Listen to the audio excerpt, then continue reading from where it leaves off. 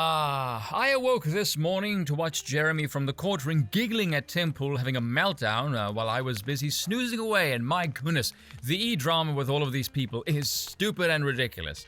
Now, if you're thinking, if it's stupid and ridiculous, why are you talking about it? Good question.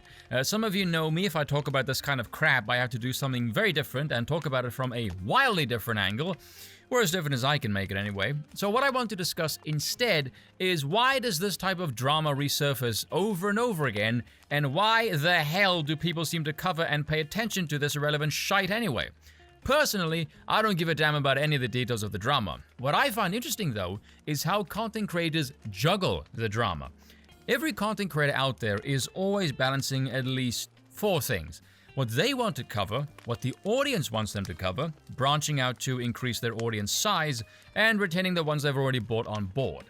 Within the latter group, there's a spectrum that blossoms over time between your casual, more sort of topic-orientated kind of people to your hardcore fans who will watch anything you put out.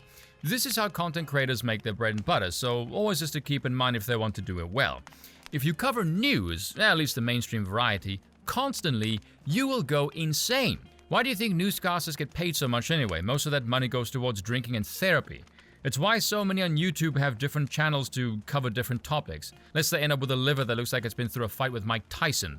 So you need to tap the brakes every once in a while, otherwise you will lose your mind. Like this. It's always a good clip, that one.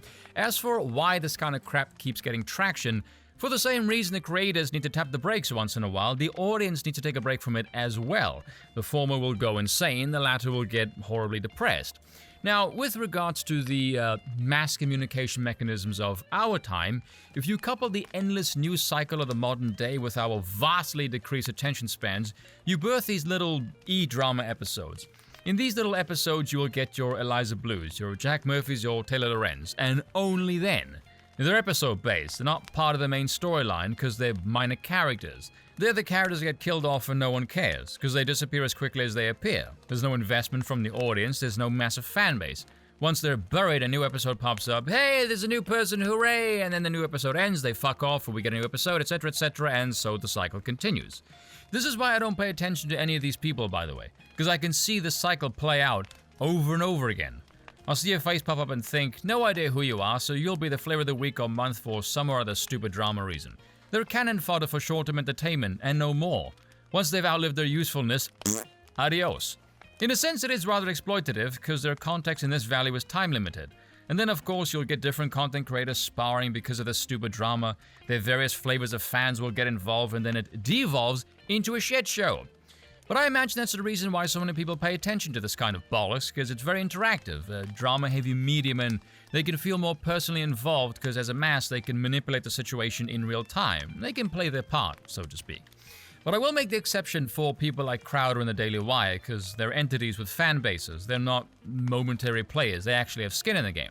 Now, speaking of people with skin in the game, Timmy Boy, I gotta address a couple of things over here. Tim went on this batshit insane spiel of saying the people who claim to dislike, what's-her-name, was being paid to artificially promote her through something called reputation management firms, and the people who claim they no longer watch him because of all of this comes from that same subgroup.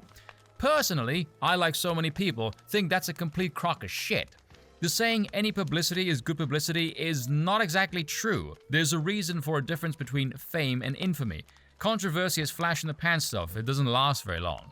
The reason why this bint initially earned people's ire is because she got Twitter accounts closed because they posted a still of a, at the time, publicly available video, and then this backwards-ass pretzel contortion of a take on consent surfaced and made people ask what in the holy hell are these people smoking. So Tim wasn't going to disavow jack shit. He's a milquetoast fence sitter, and the fence he's sitting on is called money. The other part that Tim said, that I'll also call BS on, is one of his writers, Shane Cashman. He was working on this massive profile of her, and Tim claimed he told him not to write it, calling her a low to mid-tier internet personality. Pray tell then, Timmy Boy, was this before or after she was on your show? Twice. Because if it was before and she was some low to mid-tier internet personality, why was she on your show? If it was after, aside from the brief public affiliation with Elon Musk, one of the biggest PR boosts she could possibly get is being on your show.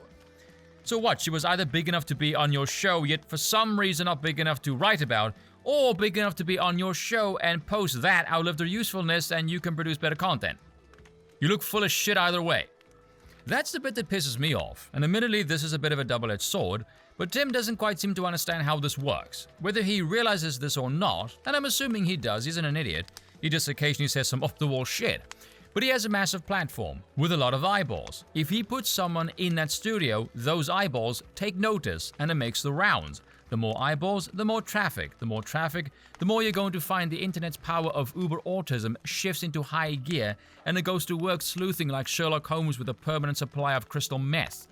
See, that's the biggest problem right there. Tim can't weaponize the internet's autism as a vetting process prior to them being on his show. Float the name before you bring them on somewhere in a public domain and see the reaction. Maybe try that. I don't know what process Tim has for fine-toothing the people he has on his show, but it does get hilariously clusterfucky when he platforms people with a shady past and it blows up in his face and all the people super chat him trying to get him to talk about it. Maybe that's the thing, and I'm not saying Tim does this, but that's a low-key genius business model right there. Find people with a questionable history, shall we say, maybe you know a little bit more than you're letting on, platform them, and when it all surfaces, feign ignorance and then watch the controversy roll in the money as you sit there refusing to address any of the shit you helped start. Because this crap of, especially someone I care so little about, no one is buying that. It's funny he mentions the PR firms buying what you could call controversy space. Could you maybe put Tim and his platforming of him saying insane BS into that controversy space as well, I wonder? Curious.